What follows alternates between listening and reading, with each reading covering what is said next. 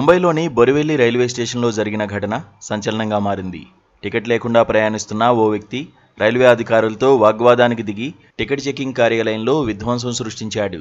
ఈ ఘటనకు సంబంధించిన వీడియో సోషల్ మీడియాలో వైరల్గా మారడంతో రైల్వే సిబ్బంది భద్రతపై తీవ్ర చర్చ మొదలైంది. దాదర్ విరార్ ఫాస్ట్ లోకల్ రైల్లో deputy chief ticket inspector Shamsher Ibrahim ticket checking సమయంలో 4 ప్రయాణికులను గుర్తించారు. వీరిలో 3 సెకండ్ క్లాస్ టికెట్లతో ఫస్ట్ క్లాస్ కోచ్లో ప్రయాణిస్తుండగా ఒక వ్యక్తికి టికెట్ లేనట్లు తేలింది. వారిని బొరివెల్లి స్టేషన్లో దింపి టికెట్ చెకర్ కార్యాలయానికి తీసుకెళ్లగా గొడవ మొదలైంది.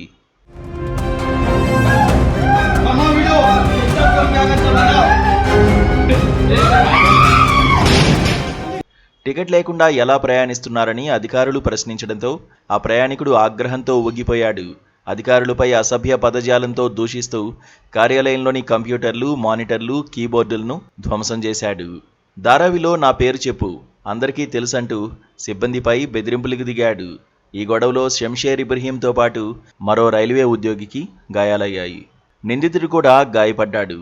ఓ మహిళా ప్రయాణికురాలు భయంతో ఏడుస్తూ కన్నీళ్లు పెట్టుకుంది. నిందితుడు ఆమెను ఓదార్చే ప్రయత్నం చేస్తూనే తన విధ్వంసాన్ని కొనసాగించాడు. రైల్వే ప్రొటెక్షన్ ఫోర్స్ వెంటనే జోక్యం చేసుకుని నిందితుడిని అదుపులోకి తీసుకుని గవర్నమెంట్ రైల్వే పోలీసులకు అప్పగించింది.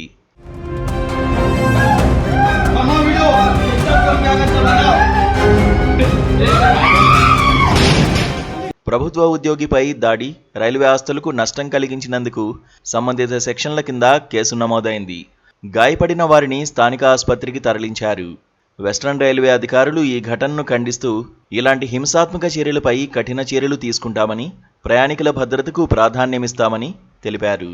ఈ ఘటన రైల్వే సిబ్బంది భద్రత, టికెట్ నిబంధనల పాటింపుపై చర్చకు దారితీసింది.